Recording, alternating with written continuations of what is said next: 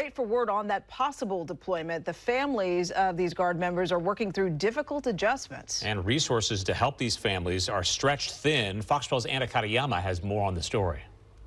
Some 200 Oregon National Guard members are training for possible deployment in Portland.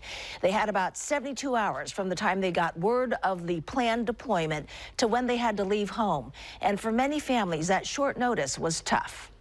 Yes, a lot more difficult than normal. She doesn't want us to use her name because she's worried about her family's safety. But this wife of an Oregon National Guard member, who we'll refer to as Sarah, is willing to talk about the difficulties her family is facing. And I just found out I'm pregnant right before we found out he was getting deployed. So it's a lot to go through all at once, and 72 hours is not a lot of time to work through those emotions. Surprise news about her pregnancy and then 72 hours notice of her husband's deployment have her working hard now to build new routines, home alone with a 3-year-old.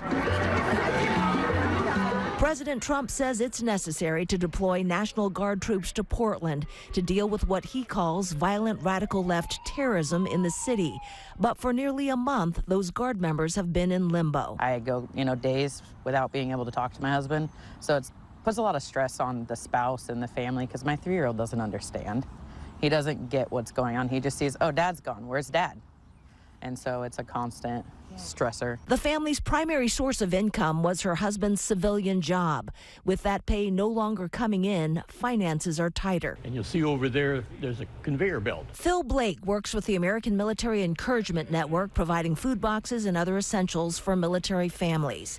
He says he's seeing lots of National Guard families seeking help.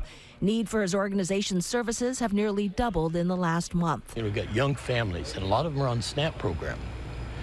And that is, of course, dead for the time being. Sarah says finances are not as big an issue for her family. It's more the absence of a family member.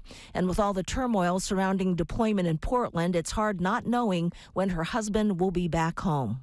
So it's all an unknown. Some families are having to rely on food boxes from the community. So it's a lot worse for them than I'm having it right now. So I guess just, you might not know somebody's struggles, but they could be going through something worse than you. And you just be mindful and kind to people, because it's a hard time.